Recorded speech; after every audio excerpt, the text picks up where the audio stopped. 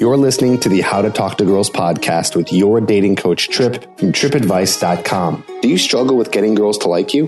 Well, you're going to learn step-by-step how to talk to girls to create deep connections and meet the woman of your dreams. Here's your host, me, Trip.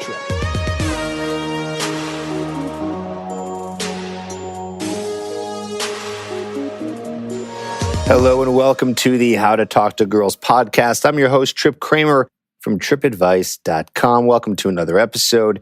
Got something exciting for you today. You probably noticed in the timestamp that this episode is a little bit longer than some of the previous episodes. That's because I did an interview. That's right. I did an interview with dating and love coach Lisa Concepcion, and she is a very smart and very interesting woman. And I had to have her on to talk about a topic that I think does come up quite a bit. And we're talking about gold diggers. We're talking about money. We're talking about really understanding what a woman is, what her intentions are before you guys get together. And we share some interesting stories. Well, I should say she does. She's got some interesting stuff to share. And really just great learning lessons all around and very, very entertaining. So I'm so glad that she came on. And we're going to get to that interview in just a second here. Just some updates for you because I like giving you the updates and letting you know what's going on in the Trip Advice world. Let's see. We got podcasts coming out every single week, coming out on Wednesday at this point. We got YouTube videos coming out every single Sunday. Just put one out that I think you're really going to enjoy. It's all about how to get a girl to make the first move on you. So I think you'll enjoy that. And yes, I know I talk about YouTube videos here on the podcast because you need to know what's going on and get all the information. It's not just on the podcast, it's on the YouTube channel as well. I should probably be talking more about the podcast on the YouTube channel. I don't do that enough. And get more people over here so they can get more of an unfiltered, raw version of the dating and life advice that I give here. So anyways, check that out. Don't forget, you can always get my program at getherhooked.com so you can learn steps A to Z, how to meet and attract beautiful women, and you can get the entire course on how to do that. Just go to getherhooked.com to learn more. I got about over 1,000 guys so far who have gotten this program, and they're in my private Facebook group called Trip's Corner, and you can be in there too, but you got to get hooked first. So check it out, getherhooked.com. All right, those are just some minor updates. Let's get into the interview. I know you want to hear some really juicy stuff. Here's my interview with Lisa. Hello, Lisa. How you doing today? I'm doing great. How are you? I'm doing fantastic. We're here right now with Lisa Concepcion of lovequestcoaching.com. And I haven't done an interview in quite a while. It's been mainly me just kind of sitting here ranting on different topics. But, you know, we're Facebook friends and I see a lot of your posts on dating and relationships. And I think we have a similar mindset. Like I like what you have to say on the topic. And I thought, let's get you on here and let's talk about something that I don't normally talk about. And it'd be really cool to talk about it with another woman. And we're talking about all things kind of money here and talking about, you know, how to prevent yourself from getting involved with women who are known as gold diggers, how to handle the whole idea with money and dating and then getting into a relationship and all that good stuff. So before we get into that, though, I want you to do a little self-introduction so the guys get to hear from you and kind of hear your story about how you got into this. So you have the floor. Okay. Well, hi, guys. I'm so happy to be chatting with you, having this conversation. I think it's an important one. I'm Lisa Concepcion. I'm a certified professional love life coach. And so basically, I'm trained in all aspects of life coaching, but I just chose love and relationships and dating as my niche because I just get fired up about that topic. And in doing so, I created LoveQuest Coaching, which is an online hub. It's where I have my blog. It's where I have my access to all of my videos on YouTube, social media, etc. You can connect with me there. And that's where also my coaching programs are all listed. So I work with couples. I work with singles. Typically, my sweet spot, it's guys and girls between 35 and 55 who are absolutely success-minded. The kind of people like you who listen to podcasts and look for information to help you and better you. And they have it all together professionally, but when it comes to their love lives, whether single or in a couple, they kind of struggle sometimes and they just want to find answers. They want to have solutions. So that's what I do for the people. What's your typical guy who comes and wants to work with you. Like, describe the guy and maybe, one of his bigger issues. Oh, absolutely. There's several issues, but there are often the similar threads between them. So I would say men these days are coming at me because they want to find love. They want to have that ideal partner, that ride or die woman by their side. And they're having trouble weeding out and sifting out from the quality women to the women who are just the shiny, pretty object. And they seem really nice on the surface. But as they start to dig deeper, they start to, these women, they start to show their crazy side a little bit. They start to show their insecurities, and they really don't have the ability to take responsibility for their own happiness and their own actions. And they end up putting all of that on the men, and it really turns men off. And this has to do anything from their emotional fulfillment to their just general outlook on life. They just feel like if I have a man in my life, all is complete.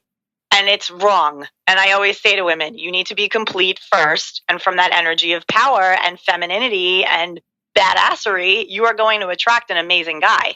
And I have to tell you, I have to give men a lot of credit. From what I see in my practice, they're very mindful and they're very deliberate, especially the ones who want to take action and work with me. They are results-driven guys. They're like, I want to meet an amazing woman. Or some of them are even getting over breakups. Some of them are just like, I have to learn lessons from this so that I can apply this to my next relationship because this is a disaster and I cannot do this again. It's costed me money. I've invested time. It's volatile. It's not good for me. It's not good for my health. So it's very much guys who really look inward. They're readers, they're leaders, they're managers, they're business owners. These are guys who are really slaying it professionally, and they want to be very, very certain about the woman they have at their side. I like that. And I think every guy should be like that. I think every guy should be very conscious of the woman that they're going to be spending a lot of time with, maybe even the rest of their life with. I mean, that's like a really big decision. I really honestly I don't think guys really put, people in general, don't put enough effort into that. They kind of settle for someone that just kind of comes along. But it's like, exactly. do you realize that this is like a huge chunk of your life? If you decide to get into a very serious relationship or get married, this person is with you every day. You guys are making decisions together. This is your partner. So why would you ever, want to pick someone or be with someone that isn't amazing for you? Because if they're not, it's going to be really a lot of trouble for you down the road. Absolutely. And I often refer to a principle that is expressed so perfectly, Think and Grow Rich by Napoleon Hill, classic. Great book. For anyone who's successful, success-minded people. And then also the book that was released in 2011, Outwitting the Devil. And they go into this principle of a mastermind partnership. And so when I look at these principles and I put them in the category of relationships and dating, I look at it like, who is the most influential person in your life? And make it more about a mastermind alliance is what you're forming. This is the woman that you're going to talk to about your job, about your decisions professionally, about your decisions of where you want to live and what you want to strive for in your life. And if this woman is all about herself and needy and reliant on you for her happiness, what really is she bringing to the table to inspire you, uplift you, contribute to the greater purpose that you're both going to share? So there's, men have their own purpose, women should have their own purpose, and then together you create this bigger thing that you're both striving for together. And that's the optimal situation that we all want, but it's very difficult to achieve. Totally. Now let's kind of move this conversation over to the money thing, because money is huge. Money is huge from the first date all the way to in a deep, deep, long-lasting marriage.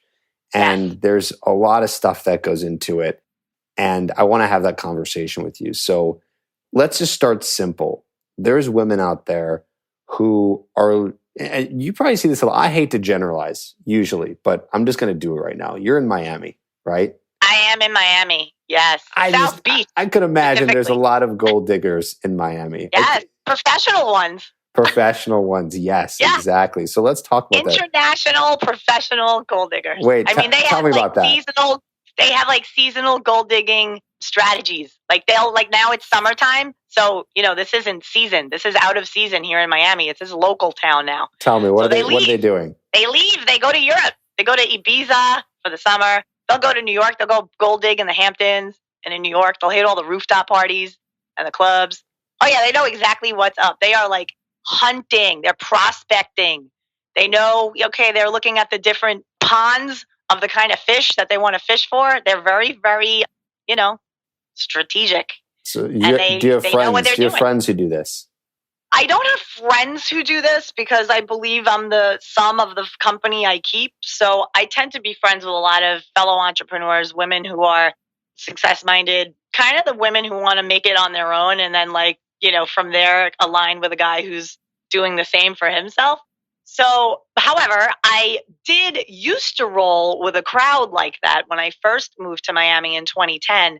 And I didn't really know any better. I was just all caught up and swept up in the glitz and the glam of it. And I thought it was great networking. At the time, I was doing public relations. I needed to find work here in the new city that I was living in. And I figured, well, get around the people who are the decision makers, the business owners, the people who are out at all the nice restaurants, show myself there, and wow, I can get a job. And my intention was to find work. However, what I learned very quickly in Miami is that it's a two-sided dance. The women are showing themselves beautiful with dresses and cleavage and heels and legs and ass and all of that, right? And the men are assuming that they want to be taken care of. It's a culture, and they both feed into one another. And so when I caught on to that, where I was in a situation where an older man, 60 years old, here I am, 39, 40, he invites me on his boat with a bunch of people. So I said, how nice, lovely. I brought a bottle of Veuve Clicquot, very classy, being a nice girl. I'm from New York. I'm looking to network with great success-minded people who can maybe hire me as a director of their PR and their business. All of this great intention. And what ended up happening was the most inappropriate thing. This guy purposely set it up where all of these people would leave at a certain time. I was there left alone, just talking and hanging out with, a few people left. They left, and now I'm ready to leave myself. And he basically corners me and tells me, Lisa, I would really like to help you. And I'm like, wonderful. That'd be amazing. Who do I send my resume, right? I'm like, who do I send my resume to? Amazing. And he goes, oh, I don't work from a resume. I go with gut. And I can tell that you are a woman that I would want to have by my side. So I said, okay, so it would be for your company? I'm not even in the realm of thought of that path where he, I guess, assumed that I'm trying to line up with a successful man to be taken care of in the sense of being an ATM machine to me. Meanwhile, I'm sitting here well, I have all this experience and I can write press releases and I can really do strategy work for you. And I did an assessment of your company. I was in it. And it was really unfortunate. And then, I had a few other instances where women themselves, literally in Miami, looked at me at a dinner table one night and said, oh, sweetie, you're too pretty to work. You're too pretty to work. What are you doing? There are 5 men at this table. They would love to take you out. And you're sitting here talking about the work you did in New York for, all these food products and things that you did and cruise ships and whatever. And they're glazing over because they're just too focused on how you're outgoing and, very feminine and very engaging. And they're not hearing you. They're not hearing anything about work that shuts them down. So I'm just what am I going to do in this city? And, little by little, I found my way. I ended up being the marketing director for Grant Cardone. And I was super happy because he was married. And I was like, okay, no shot that this guy's going to hit on me. I was like, awesome. This is legit. I'm going to learn from this guy. And I did. And working for Grant really placed that entrepreneurial seed in my head. I figured, that I can do this. And I have to just find my niche and find my own journey and my path. But I tell you, the gold digging thing, it is real. It is real and it exists. And I hear it from guys all the time. But from this end, it sounds like these guys know what's up, right? So, yeah. So if there's any guys listening that are interested in doing, well, at that point, it's not gold digging. Because to me, it's almost like this weird form of prostitution. It's okay, it's almost like the highest end of prostitution that can exist. These women kind of cultivate these serious relationships with these guys, but it is in exchange for materials or money. Vacations, bags, shoes. I mean, you see it all the time. You go to Ball Harbor shops or Brickell City Center on a weekend, and you'll find people there. Let's have a beautiful lunch. They're on a date or an early courtship or full on relationship. The guy is considerably older than the woman, and she's walking around with 2 Chanel bags and a bag from Christian Louboutin. So funny. It's like smile on face ear to ear. Men. It's like, and what I'm hearing right now, like if I were like an alien listening in on this conversation, I'd be like, oh, these males really like sex and these females really like shoes and purses. Yeah, for real. It's just definitely everybody has their bargaining chip. And so the thing funny. that's important for guys who are really looking, though, for like the girl who's going to work every day, who has a profession that she loves, who isn't going to the track of, I'll just sit here, do Pilates, look pretty, get facial injections, keep myself looking good, and, be your trophy. If the guys that are listening that are looking for more than that, the woman who's going to raise your children, have values, have ethic, that type of thing. There's a way to weed them out. And I mean, I know, men can be very smart, but the challenge is that these women make very big efforts to look beautiful, absolutely gorgeous. And guys get tripped up in that. They get really tripped up in that. And they're masterful at boosting the ego of the man, knowing how to talk to them in a way, flirting with them in a way that it's very manipulative. And if men are not armed with the mindset to identify that and pivot away from it, they can get very easily swept up in it, and they can end up out a lot of money, a lot of time, and can really be destructive if they're not with their wits about them. So how can we arm them? Well, let's give these guys some tips in terms of how to see this, how to understand what's going on, the signs of someone who's only interested in money. Because it sounds like to me, some of these women out there could be hustlers. Like they're really good at it, really good at it. Really make the guy feel really special. So yeah, let's talk about that.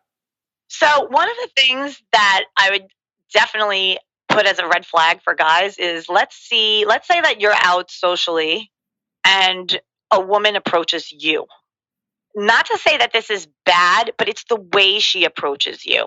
It's very slithery. It's very sensual. It's very lurky. It's very calculated. There's just this energy, like this palpable energy that you're like, whoa, like out of this whole place, she's picking me. Honey, you're a target. She's been sizing you up since you walked in, since she laid eyes on you. She's looking at the watch on your wrist, the shoes you're wearing. She is looking at everything and making it a calculation if you're a target or not. Then the other thing is conversation. Pay very close attention to the conversation. I would always encourage guys to say, so tell me about yourself. What do you like to do for fun? And in that question, what do you like to do for fun? It definitely rattles women. It rattles anybody because people are always thinking, what do you do for work? But when you say, what do you do for fun? It reveals all of her hobbies, all of the things she likes to do or doesn't. And it shows you if she's vapid or if she has this luxurious life. Let's say she says, well, I love to ski and I was just in Aspen last weekend. And, I also really love to travel and I was here and I was there. And she's rattling off all these beautiful places that she stays at. Oh, and where do you stay when you go? That sounds amazing. Oh, I stay at the Ritz. And in Paris, I stayed at wherever. And it's all these high class, high end places. She's basically laying the foundation to tell you she's a 5-star girl. And she's looking for that world. And then when you say to her, wow, you must do amazing for yourself. Like, how do you find the means to have all of these amazing experiences? That's when you'll see her, oh, well, I do real estate. I do this. It's really probing. It's looking at how in depth she goes about describing what she does for her occupation, how she lives. And that's going to really, really tell you how her motivations are, where her motivations are. So, I mean, think about it. If you're out and you're a guy and you meet a girl and she's like, oh, I'm a nurse at a hospital, you're going to say, oh, wow, that's amazing. And she's like, yeah, and it's like a miracle I'm even out tonight because I always have to be on call and it's just kind of rough because I do the pediatrics and I just love it though. I love the kids. Like you know the difference between a woman who is truly a worker bee who's interested in what she's doing professionally and these women who have, more vague kind of career paths where, oh, I do real estate, or I do marketing, or I do event planning. All these, oh, really? What events do you plan? The more you probe in a curious, out of a sincere curiosity, the more you're going to see them try to shift the subject away from their occupation and more into complimenting you. That's what they do. It's a technique. They sit there and they say, oh, I don't like this topic, but I'm going to steer the topic back to him so I can just shower this man with ego boosting attention and affection, because that is what's going to butter him up so that by 2 weeks from now, we're boarding a plane to the Bahamas or Vegas, or I mean, they move quick. They move quick. They know how to set it up. Yeah, they make the guy feel really good. They really do. And like, let's even break it down for like dating apps and that kind of deal. Like, if you meet a girl online, I always suggest, before even putting down a dime on her, have a phone conversation. Develop rapport in the app, but move it off the app as quickly as possible and say, you sound really interesting. I'd love to have a conversation. Because in that conversation, you then can have your quick 5 questions that are going to let you know what this woman's deal is, what her agenda is, why she's dating, all the things that you really, I help my clients really pinpoint based on what kind of lifestyle they want and the kind of woman they want, those exact questions to ask. But I tell you what, I've had clients have a full hour date with a woman right from the comfort of their couch, just by doing a phone screener date, and they have rapport and they think it's awesome. And then it's like, wow, I got to know so much about this woman without even spending a dime. And we're bonded. There's trust now. So when we see each other, it's probably going to be a better first date because we already have all of these cool basic things, these cool, important, basic information things out of the way. So now we can just enjoy each other and just continue to learn more about each other and see if the vibe, physically in person is just as connected as it was when we were on the phone.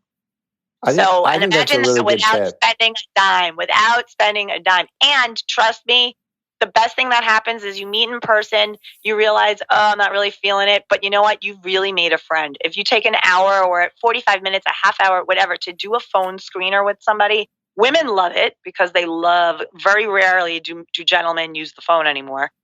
And even women too. I said, you fall in love with your ears. You fall in love with your ears. You need to listen to a man's voice. You need to get their personality and their energy. And the phone screener is a really great tactic, and no money spent, right from your couch watching the game.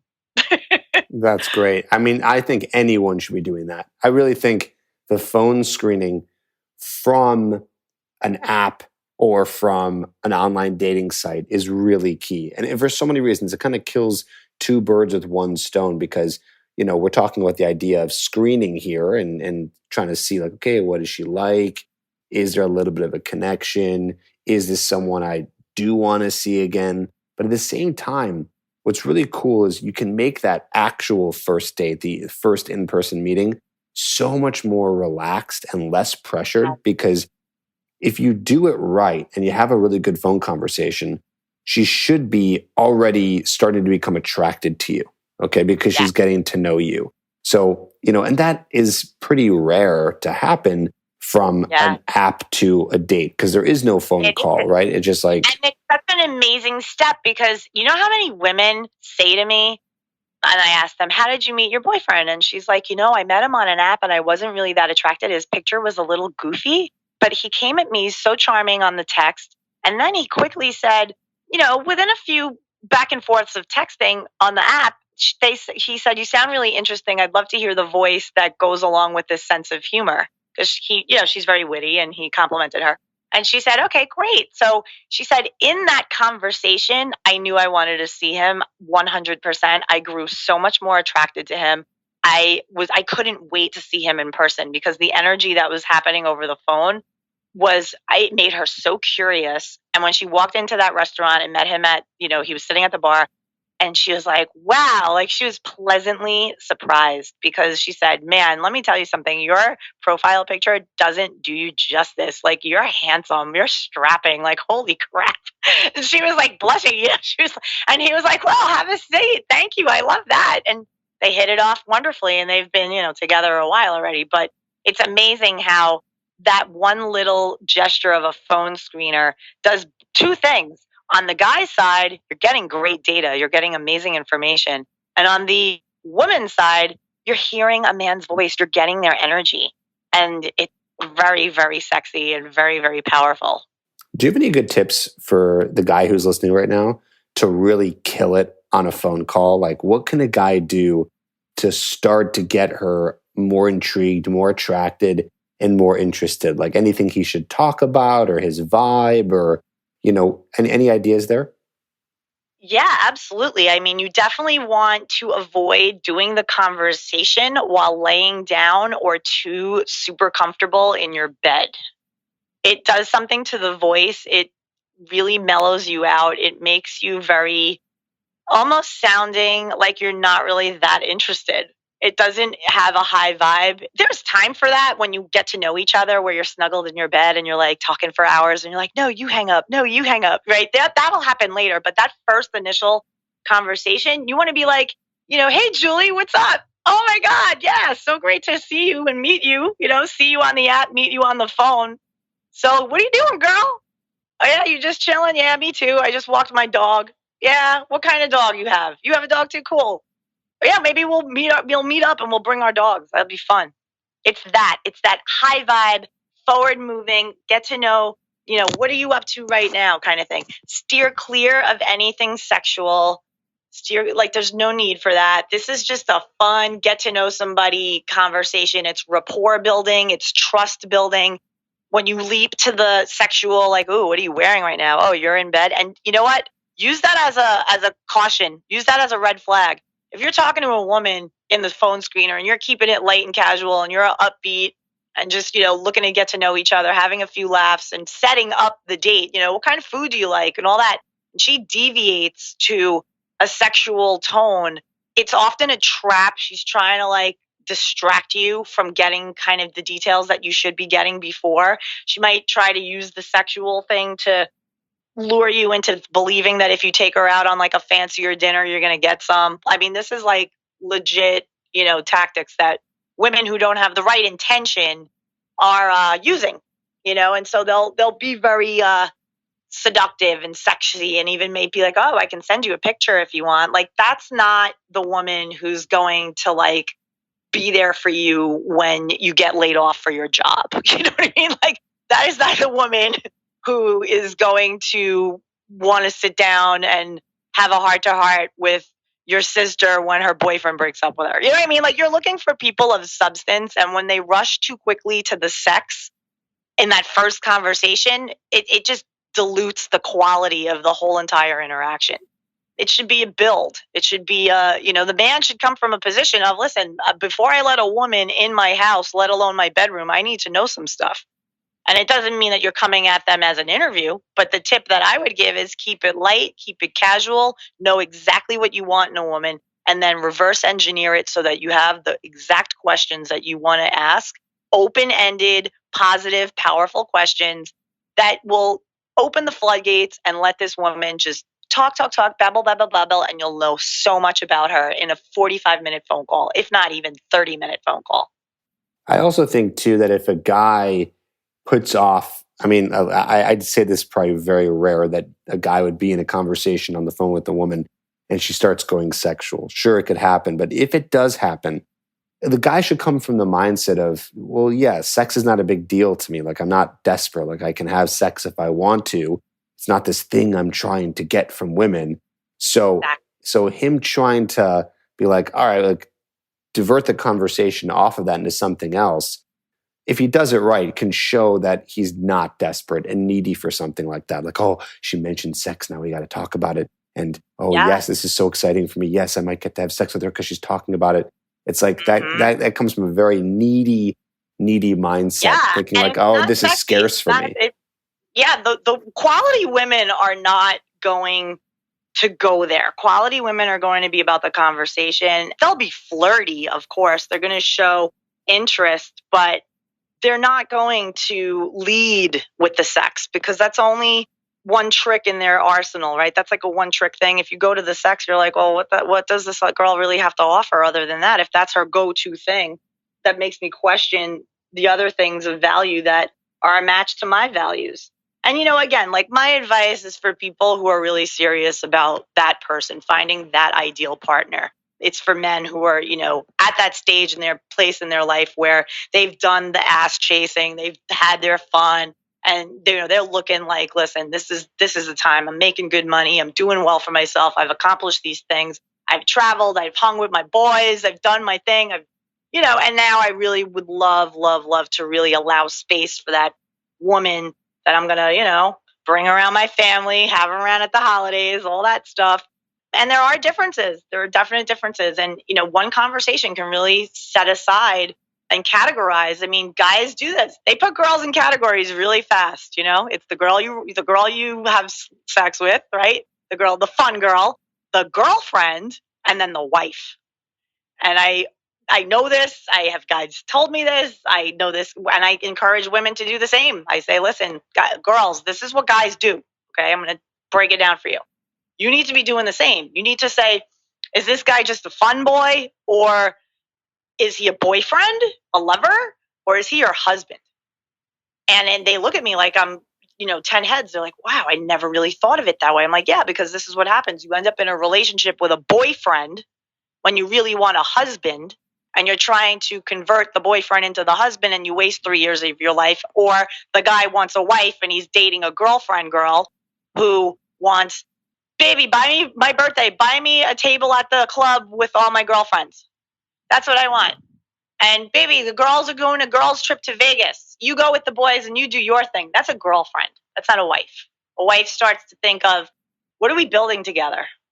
Right? What are we doing? Where are your goals? What's the timeline here? What do we want to do together? What do you want to do for yourself? How can I support you in being the best version of yourself? Those questions, that's wife material.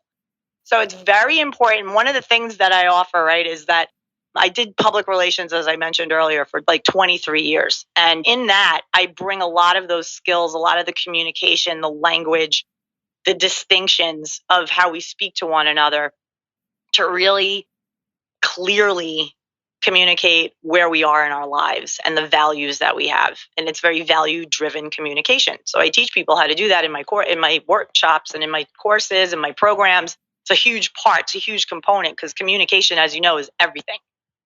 Totally. I like that. So you help guys kind of break down where they're at and what they're looking for? Yes. And they know it. They have the answers in themselves. I never tell a guy what he should be looking for. That's not my place. As a coach, it's tell me what you're looking for, and really helping them get to those answers and that clarity. There's always, in coaching, there's always an expression that we always abide by. It's, you have the answers, but I have the questions. I'm the coach. I ask you, I probe, and I get you aligned with the truth that resides within you. That's my job. And sometimes people are very noisy in their life. They're not really attuned to their deeper voice. And that's the voice where it'll tell you, like, you're done playing around chasing ass, dude. Like, it's time. Like, deep down, you want a little boy to play ball with in the yard. Like, that's what you're yearning for at 38 years old. So just admit it and start to put your life in that place. And when these men start having these deeper conversations with themselves, they really get to the truths of where they are. In other cases, sometimes it's, you have to leave this relationship. This girl is not going anywhere with you. Like, she's holding you back. She's holding you down. You're ready to grow. You're ready to move forward. And she's still in the fun zone.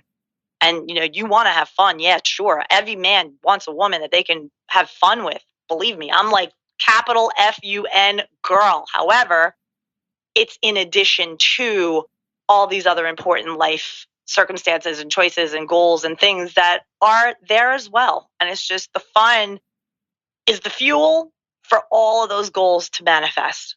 If you're feeling good and you're with a woman and she's helping you feel good and you're helping her feel good, and together you're just like grooving, and you have things, clear, and the communication is on point with respect and love and trust at the core, then, you're unstoppable. That's when you see like power couple situations happening. I love it. So for the guy who's listening right now, who is starting to get clear, or wants to get clear on where he is and how to get that, more in the relationship zone, and the, getting into something serious zone, I highly recommend that you reach out to Lisa at lovequestcoaching.com. Now, Lisa, you also said you had a little free gift for the guys who are listening. What was that? Yes. So when you go to my website, you will see immediately when you get there a no bullshit guide to dating online. And it's an audio. It's quick. I think it's about 20-25 minutes. You can listen to it in your car. It's me just offering very practical tactics and tips and tools that you can put in play immediately. And then you also get a printed out checklist. So you can revisit all of your dating platforms, your social media platforms, and just kind of do a little check, a little inspection to see if you can enhance what it is that you're doing already. I love it. I love it. So guys. Yeah, and it's totally for free. It's like an opt-in thing, but it's completely for free. And it just gives you also, in addition to this awesome interview, thank you so much, Trip, it'll also give you like a sense of how I coach and like what you would get on the regular if you were to work with me. But it's just like a little taste for free. Cool. Yeah, guys, highly recommend it. Go check her out. Lisa, thank you for being here and dishing some of your knowledge on screening and some tips on the gold diggers and what it takes to really get clear on what you're looking for. I love what you said there too, because I think some guys find it binary. They think this is a girl to have fun, sleep with, hook up with. That's one. And then another option is this is a girl to get into a serious relationship with. But I like how you kind of went down to 3, because I never heard it that way. That no, there's actually the fun girl, but then there's these 2 other girls that are kind of similar, but they're different. They're one that you get into the relationship with, but then the one who you're like, no, this is the one I raise a family with and power couple up with. And I like that. That was very cool. So I learned something there too. So Lisa, thanks again. Thanks for being here. Guys, check her out, lovequestcoaching.com. And maybe Lisa in the future will have you on again. I would love to. Thanks so much. Thanks.